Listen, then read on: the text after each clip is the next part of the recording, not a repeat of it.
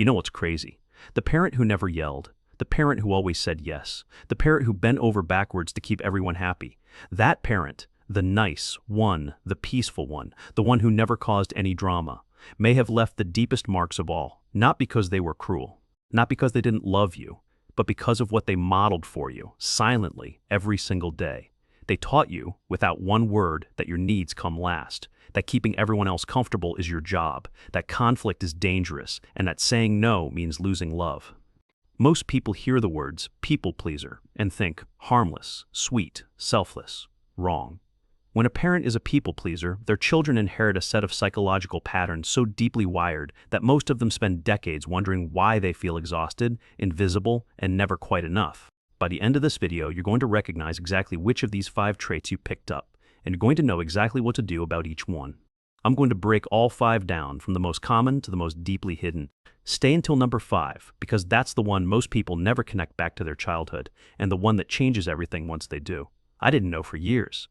I thought the way I moved through the world, constantly scanning people's moods, apologizing before I'd done anything wrong, feeling guilty the second someone around me seemed upset, was just who I was, my personality, my sensitive nature. It wasn't. It was a survival strategy I had built as a child to navigate a home where one parent had no boundaries of their own. The moment I understood that distinction, that this was something that happened to me, not something that was wrong with me, everything shifted. That's the shift I want to give you today. So let's break this down. This is the most common trait, and it shows up in ways most people never once connect back to how they were raised. You apologize constantly for your presence, for your opinion, for taking up space in a conversation. You shrink yourself in rooms full of people without knowing why. You make yourself smaller the moment you sense the slightest discomfort in someone else, and it feels completely normal to you, because it always has been. Picture this. You're in a meeting, a group chat, a family dinner. You have a thought, a real, valid, genuine thought, and you feel it forming. But then something happens before you say it. You run it through a filter. Is it going to upset anyone? Is it too much? Will it cause a problem? By the time it clears the filter, you've either softened it into nothing or the moment has passed entirely.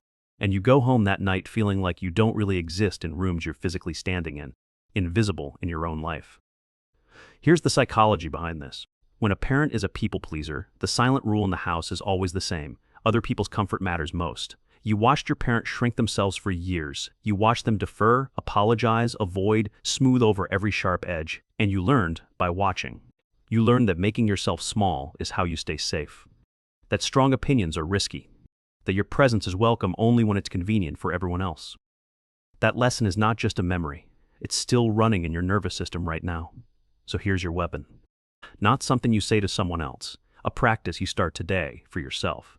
The next time you catch yourself shrinking, filtering a thought, swallowing a need, apologizing for something that needed no apology, stop, take a breath, and say this to yourself, silently or out loud. I am allowed to take up space.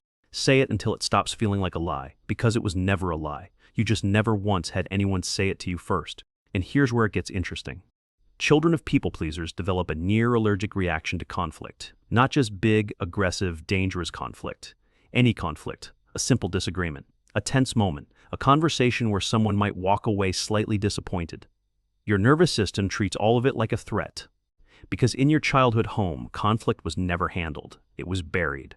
And when you bury conflict long enough, the children in that house learn one thing above everything else: keep the peace, no matter the cost. Picture this. Someone says something you fundamentally disagree with. A friend, a coworker, a partner. You feel it immediately in your gut.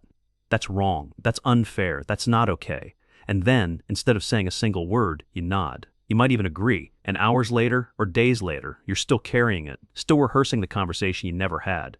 Still angry at yourself for staying quiet when it mattered? You're not weak, you're conditioned. There is a massive difference between those two things. Here's what's really happening in your nervous system. Your brain learned very early that conflict equals danger.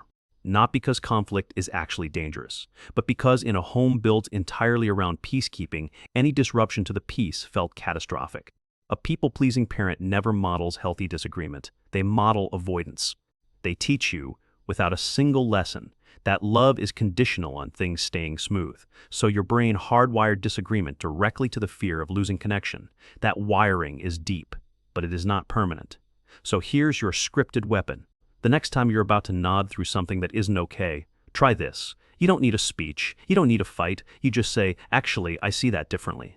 4 words. That's it. No raised voice, no long explanation, no drama. Just 4 words that quietly say, I exist, I have a perspective, and it matters. Because it does. But wait until you hear the next one. Here's the crazy part. This trait gets mistaken for a gift all the time, and in some ways, it is. You walk into any room, and within seconds, you know exactly what is happening emotionally. Who is tense? Who is upset? Who needs to be handled carefully? Who is holding something they haven't said yet? You read the energy of a space so precisely that people sometimes think you're psychic. You are not psychic. You are hypervigilant, and there is a world of difference between those two things. Picture this. You walk into a gathering, a dinner, a work event, a family holiday, and within 2 minutes of arriving, you've already scanned every face in the room. You know who had a hard day. You know there's tension between 2 people standing in the corner. You know which conversation to avoid and which one needs you to step in.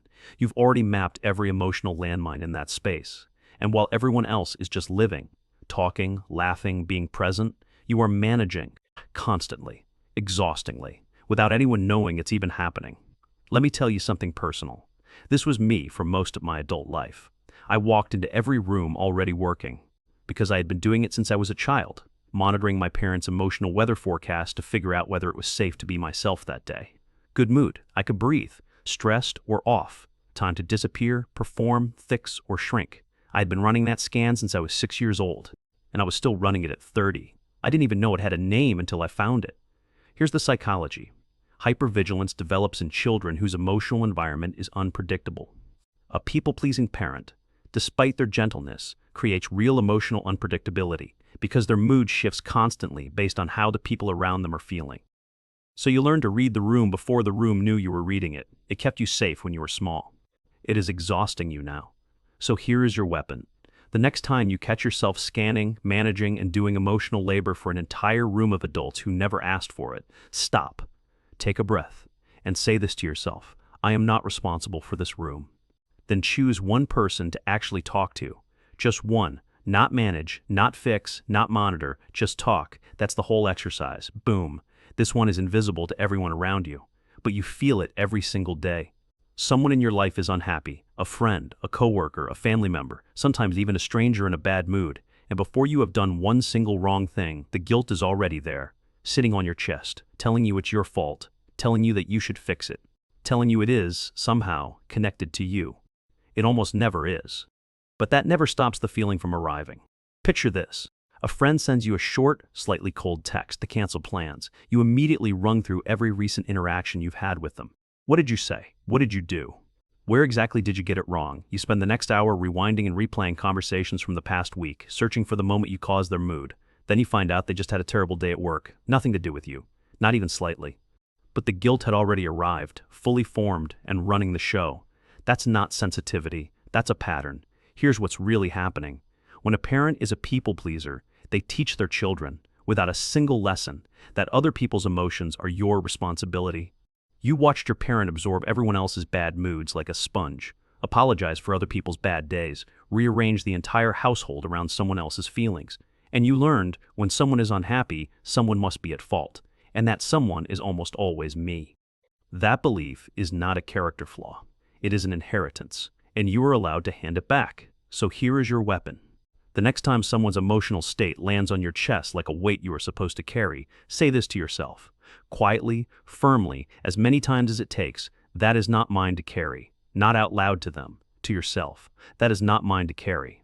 Feel the difference between empathy, which is one of the most beautiful things about you, and responsibility, which has been slowly exhausting you for years. You can care deeply about someone without owning their emotional state.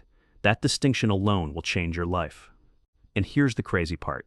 The moment you stop carrying everyone else's emotions, you will finally have enough room to actually feel your own. This is the most powerful one, and the deepest, and the one that almost never gets connected to childhood, but always, always should be. Here it is. You don't know what you actually want, not what you should want, not what makes sense, not what would make everyone comfortable, what you actually want. And most of the time, when you go looking for that answer, the channel is nearly silent. Here's why.